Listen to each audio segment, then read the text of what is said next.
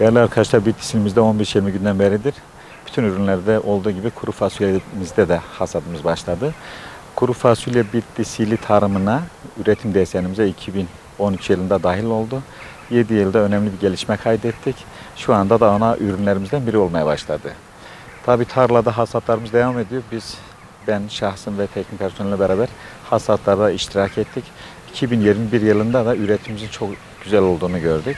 2020 yılında 104 bin dekarlık alanda 32 bin ton üzerinde biraz bir fazlalığımızla bir üretimimiz mevcuttu. Biz bu rakamla yemekli kuru fasulye ihtiyacı karşılanmasında Türkiye sıralamasında 3. sıraya yükselmiştik. Doğrusu hedefimiz zirvedir bundan sonraki yıllarımızda. Tarım ve Orman Bakanlığımız Bitlis Üretim Genel Müdürlüğümüzün uygulamış olduğu tarım arazilerinin etkin kullanımının yaygınlaştırması projesi kapsamında biz ilimizde de %75 devlet kaynağından, %25 çiftçi öz kaynağından olmak üzere tohumluk projelerini uyguladık. İnşallah bu projelerin devamını 2022 yılında da getireceğiz. Bölgemizde kuru fasulyenin yoğun olarak üretildi. İşte Ahlat, Adılcavaz, Tatvan, Hinterlandı. Bunun dışında Göremak, Bitlis Merkez, Hizan ve Mutlu ilçelerimizde de kuru fasulye üretimine müsait alanlarımız mevcuttur. Kuru fasulyenin de katma değeri biraz fazladır diğer ürünlerimize göre. Biz onları bu üretim deseninde orada yaygınlaştırmak üzere bu projelerimizi o ilçelerimize de kaydıracağız inşallah. Tabii bu minvalde başarılarımızı duyan Sayın Bakanımız Doktor Bekir Pakdemirli geçen bizim tarla günümüzde, hasadımızda canlı yayında çiftçilerimizle bir bağlantı sağlandı. Sayın Bakanımızın ilimiz üretiminden zaten bilgileri vardı. Hasadı da ve tarla günümüzde gördükten sonra çok mutlu oldu. Çiftçilerimizi takdir ettiler kendileri, bizlere moral verdiler. Bu projelerin devamlılığından bahsettiler.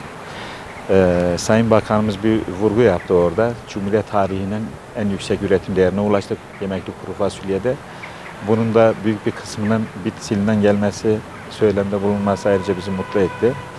Tabii yemekli kuru fasulyenin yanı sıra biz aynı zamanda Türkiye'de sertifikalı kuru fasulye tohumluk üretiminde de Türkiye'de 1. sıradayız. Bu da ayrıca bizim bir kıvanç kaynağımızdır. Geçen sene biz yaklaşık olarak 3000 ton üzerinde tohumluk üretmiştik. Bu sene bu rakamın daha yukarıda olmasını bekliyoruz. 2021 yılında kuraklığa rağmen bizim sulu tarım alanlarında özellikle patates ve kuru fasulye üretiminde inanılmaz bir artışımız vardır. Bu sıcaklık bizlere yaradı, bu anlamda bitki gelişme çok olumlu katkıları oldu. 2021 yılı rekoltemizin 40 bin tondan fazla olmasını bekliyoruz. Tabii bu üretimlerin yanı sıra Bitlis ile aynı zamanda mevsim tarım işçisinin gelip gittiği illerden biridir.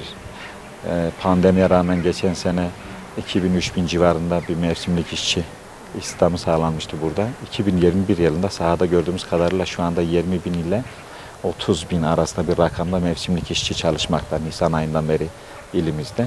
Sadece kuru fasulye üretim alanlarımızda 6 bin kişinin çalıştığını tespitlerimizden anladık. Şimdiye kadar fasulye üretimini yapmıyorduk. İlk senemdir benim bu sene.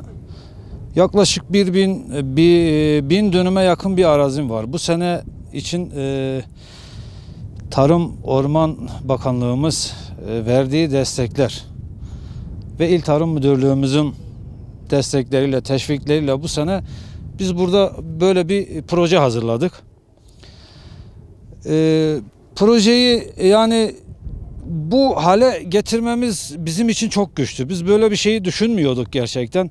Yani kurak arazi, gördüğünüz üzere arazi kuru. Yani şimdiye kadar kuru bakliyat, pancar vesaire diğer üretimleri hiç kimse, hiçbir çiftçi burada üretemedi. İl Tarım Müdürlüğümüzün teşvikleriyle, vermiş oldukları desteklerle beraber yaklaşık bir 500 dönüme yakın bir fasulye, kuru fasulye ekimimiz oldu. Bunlar tabii ki sertifikalı tohum üretiyoruz. Çok şükür yani standartların üzerindeyiz. Türkiye ortalamasının üzerinde görünüyor şu anki gözle baktığımız zaman. Ama bunu nasip, kısmet, hasılattan sonra tekrar bunu bir değerlendirmesini yapacağız. İnşallah daha güzel olacak. Güzel olursa belki diğer komşu köylerimiz, komşularımız, eş dost akrabalarımız belki bu üretime yönelik bir katkımız olur onlara. O niziki 1000 dönüm arde min heye. Hatta ham kıymet avi arde nezani bu. Ji bakanlığıma gerek ji il tarım müdürlüğüme gerek kurum amiriyet ve teşvik wan, destek wan em li ser vî çend cara me istişare kir, fikra wan me değerlendirmiş kir. û erdê me qureqlik em dizanin me tiştê wiha bawer nedkir ku em tivî erdê da tivî îklimê da û îklima erdê me jî za ferqlî ye, zamanê wî qisitli ye. Li ser hezar donê me 500 donê îsalxê sefasûlî ku qismet nesîb bibî em nêzîka 150 tonê evras em hasilat jî beklemişdikin. Yani çandinî xweş e, öğretim baş e. Ez evê öğretimê teşvik yani tavsiye hemû çiftçiya dikim. Ê ku çiftçî ne tavsiye wan dikim özellikle. Ez dixwazim ku öğretmiş bikin. Ev erdê hay boşê da bila neçî. Em öğretmişken memleketê me jî ihtiyaciya wî pi öğretimê heye. İhtiyaciya wî pi çiftçiyê heye. Em hemû bibin yek. Bakanlığê me jî gereken destekê ji xwe didime.